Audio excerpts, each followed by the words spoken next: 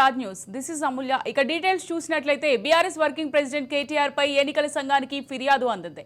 తెలంగాణ లోక్సభ ఎన్నికల్లో నందిని నగర్లో ఆయన ఓటు వేసిన తర్వాత పలు అంశాలు మాట్లాడారు. ఈ సందర్భంగా చేసిన కొన్ని వ్యాఖ్యలు ఎన్నికల నియమావళిని ఉల్లంఘిస్తున్నాయని కాంగ్రెస్ నాయకుడు నిరంజన్ ఎన్నికల సంఘానికి ఫిర్యాదు చేశారు. ఈ ఫిర్యాదుపై ఈసీ తాజాగా స్పందించింది.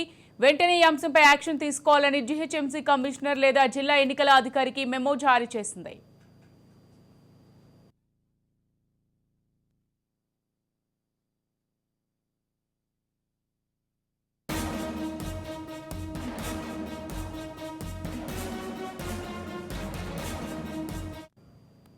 ఇక ఈ నేపథ్యంలోనే కేసీఆర్ పై కేసు నమోదుకు రంగం సిద్ధమవుతుంది.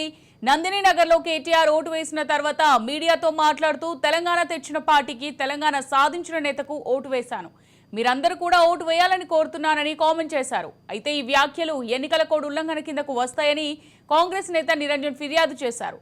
కేటీఆర్ పై తాను చేసిన ఫిర్యాదుపై దర్యాప్తు చేయాలని కోరారు.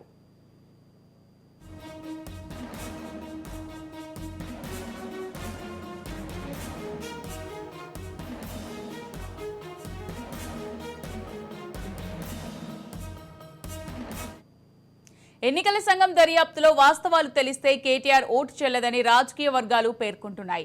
నిజంగానే కేటీఆర్ వేసిన ఓటు చెల్లకుండా పోతుందా అనేది తెలియాలంటే ఈసీ దర్యాప్తు పూర్తయ్యే వరకు వేచి చూడాల్సిందే. పోలింగ్ రోజున బీజేపీ నాయకురాలు మాధవీలత, బీజేపీ ఎమ్మెల్యే రాజాసింగ్ సహా పలువురు నాయకులపై కేసులు నమోదయ్యాయి. తాజాగా కేటీఆర్ పైన ఎన్నికల సంఘానికి ఫిర్యాదు అందింది.